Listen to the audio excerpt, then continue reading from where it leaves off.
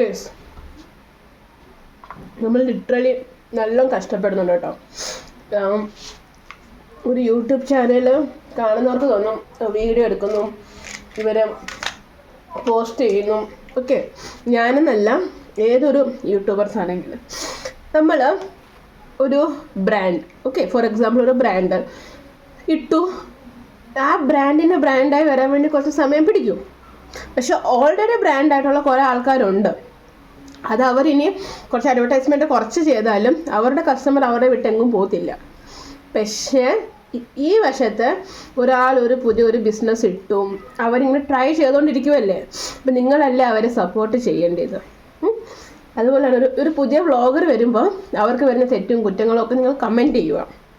അതുപോലെ നിങ്ങൾക്ക് അവരിൽ നിന്ന് എന്താ കാണാൻ ഇഷ്ടം, ഞാനെന്നല്ല, ഏതൊരു യൂട്യൂബറും ആയിക്കോട്ടെ, ഓക്കെ, നിങ്ങൾ പറഞ്ഞു കൊടുക്കുക, നിങ്ങൾ ഈ കണ്ടൻറ് ഇടുക, നല്ലൊരു തെറ്റ് പറ്റി, അങ്ങനെയൊക്കെ പറഞ്ഞു കൊടുക്കുക.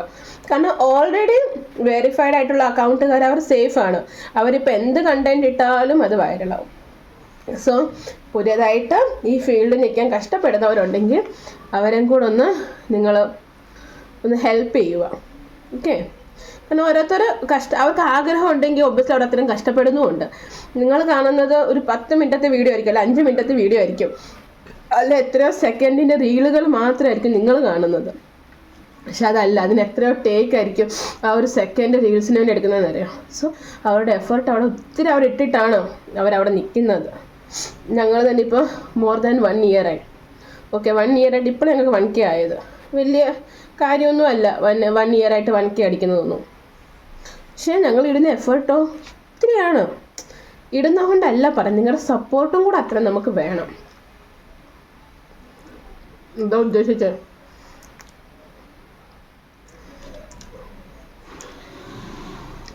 ഈ കേക്ക് എനിക്ക് തിന്നാൻ ഇഷ്ടമല്ല ഗൈസ്. കേക്ക് തിന്നുമ്പോൾ അങ്ങ് മടുക്കും, ഒരുപാട് കേക്കായിപ്പോൾ ഉണ്ടോ.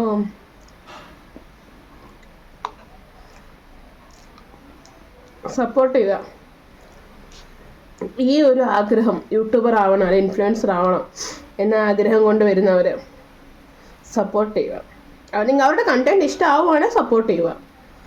ഇതുപോലെ ചുമ്മാ കണ്ടിട്ട് സ്ക്രോൾ ഡൗൺ ചെയ്യാൻ നിൽക്കല്ലേ, സബ്സ്ക്രൈബ് കൂടി ചെയ്യുക, ഷെയർ ചെയ്യുക, കമൻറ്റ് ചെയ്യുക.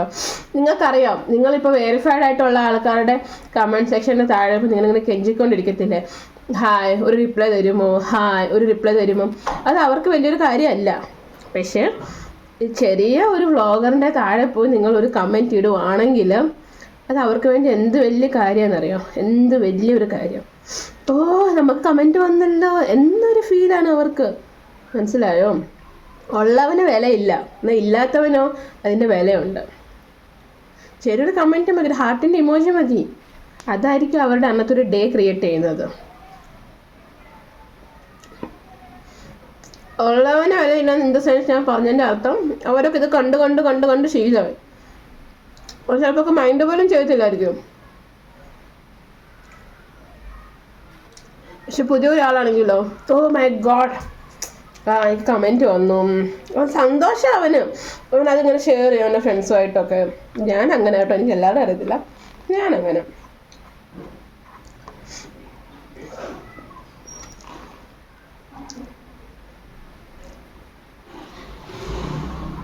പിന്നെന്താ ഗൈസ്,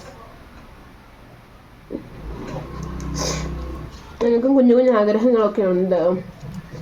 എല്ലാം ശരിയാവണം, നിങ്ങളും കൂടെ മനസ്സ് വെക്കണം.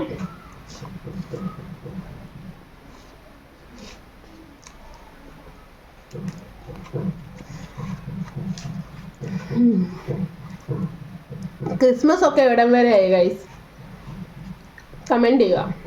ഞങ്ങൾക്കിവിടെ ക്രിസ്മസ് ഒന്നും ഇല്ല കേട്ടോ, ഇവിടെ അങ്ങനെ ക്രിസ്മസും കാര്യങ്ങളും ഒന്നും വലിയതായിട്ട്. പക്ഷെ ഞങ്ങൾ അന്ന് എന്തെങ്കിലുമൊക്കെ ഫുഡ് ഉണ്ടാക്കും വീട്ടിൽ നോർമലായിട്ട്, അല്ലാണ്ട് വേറെ ഒന്നുമില്ല. ഇവിടെ ചർച്ചുണ്ട് അടുത്ത്, പോവാണെങ്കിൽ വ്ളോഗിടാം. പോകാണ്ടിരിക്കത്തൊന്നുമില്ല, പോവും. അങ്ങനെ ക്രൗഡാ, ഇത്ര ഏരിയയിൽ ആ ഒരു ചർച്ചേ ഉള്ളൂ ഇവിടെ. ഭയങ്കര ക്രൗഡും കാര്യങ്ങളും ഒക്കെ ആയിരിക്കും. പക്ഷെ നമ്മൾ പോകും, വീഡിയോ എടുക്കും, അങ്ങനെയൊക്കെ. നമ്മുടെ നാട്ടിൽ എന്ത് രസമില്ലേ. കറോളിനൊക്കെ ഇപ്പം ആൾക്കാർ ഇറങ്ങിയിട്ടുണ്ടായിരിക്കും. അതെ, പുറത്ത് താമസിക്കുന്നവരോട് ചോദിക്കണം നാടിൻ്റെ വില. നാട്ടിൽ താമസിക്കുന്നവരോടല്ല, പുറത്ത് താമസിക്കുന്നവരോട് ചോദിക്കണം നാടിൻ്റെ വില. അവൻ പറയും നാട് എന്താണെന്നുള്ളത്. ലിറ്ററലി നിങ്ങൾക്കൊന്നും നാടിനൊരു വിലയില്ല ഗൈസ്. പക്ഷെ ഇവിടെ താമസിക്കുമ്പോൾ നമ്മുടെ ഓണം തൊട്ട് ഓണത്തിന് പോലെ എന്താ ഗൈസ്, ഇവിടെ നമുക്ക് ഒരു സമാജം കാണും, ആ സമാജത്തിൽ പോവാം, ആഘോഷിക്കുക, അത്രയൊക്കെ ഉള്ളൂ. ഇൻ ദ സെൻസ് നമ്മുടെ നാട്ടിലെ പോലൊന്നും അല്ലല്ലോ. സമാജത്തിൽ പോകാൻ എന്താ ഒത്തിരി ആൾക്കാർ കാണും, അതിനകത്ത് കുറേ മെയിനായിട്ടുള്ളവർ കാണും, അങ്ങനെയൊക്കെയാണ്. ഫുഡ് കിട്ടും, നമ്മൾ പൈസ കൊടുക്കണം, ഫുഡ് കിട്ടും, ഫുഡ് കഴിക്കും. ഒരു രസമില്ല, ഒരു വൈബില്ല. എല്ലാവരും നമ്മുടെ നാട്ടിലേക്ക് ഓണത്തിന് നല്ലതായിട്ട് ഒരുങ്ങിയൊക്കെ ഇരിക്കും. ഇവിടെ അങ്ങനെയൊന്നുമില്ല. ഇവിടെ എല്ലാവരും നോർമൽ ഡ്രസ്സ് ഇട്ട് നമ്മൾ മാത്രം ഇങ്ങനെ ഒരുങ്ങിയിരിക്കുന്നു. നമ്മൾ നമ്മുടെ ഫ്രണ്ട്സിനെ ഒക്കെ വിളിക്കും, നെയ്ബേഴ്സിനെ ഒക്കെ ഫുഡ് കഴിക്കാൻ വിളിക്കും. ഇതൊക്കെ ഉള്ളു ഗൈസ്. ജീവിക്കുകയാണെങ്കിൽ അവനവൻ്റെ നാട്ടിൽ ജീവിക്കുക, ബെസ്റ്റ് പീസ്ഫുൾ ലൈഫ്. മനസ്സിൽ കുറേ ഇങ്ങനെ നമുക്കിങ്ങനെ തോന്നും, അയ്യോ ഒന്നും വേണ്ട, നാട്ടിൽ പോവാം, അവിടെ എങ്ങനെയെങ്കിലുമൊക്കെ പോയി അങ്ങ് സെറ്റിൽ ആവാം. പിന്നെ ഓർക്കും ജീവിക്കണമെങ്കിൽ കാശ് വേണ്ടേ, പിന്നെ ഇവിടെ സ്റ്റക്കായി നിൽക്കും. അങ്ങനെയൊക്കെയാണ് ഗൈസ് ലൈഫ്. ലൈഫ് എന്ന് പറഞ്ഞാൽ എല്ലാവർക്കും ഒരുപോലെ ആയിരിക്കണമെന്നില്ല. എല്ലാം ഉള്ളവനും അവനവൻ്റെ അതിലുള്ള വിഷമങ്ങൾ കാണും.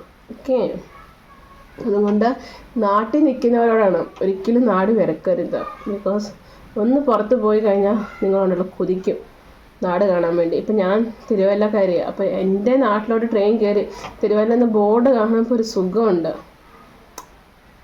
പറഞ്ഞറിയിപ്പിക്കാൻ പറ്റത്തില്ല. നമ്മൾ നാട്ടിൽ നിന്ന് മാറി നിൽക്കുമ്പോഴേ നാട് ഇതൊരു വെക്കേഷനായിട്ട് നമുക്ക് തോന്നത്തുള്ളൂ. വെക്കേഷന് നമ്മൾ ഓരോരോ അടുത്ത് പോകണമെന്ന് ആഗ്രഹിക്കുമ്പം നമ്മളൊക്കെ ആഗ്രഹിക്കുന്ന നാട്ടിൽ പോകാൻ വേണ്ടിയാണ്. നാട്ടിൽ പോകാൻ ഒരു മാസം മുമ്പേ നമ്മൾ എല്ലാം ഇങ്ങനെ സെറ്റാക്കി വെക്കും.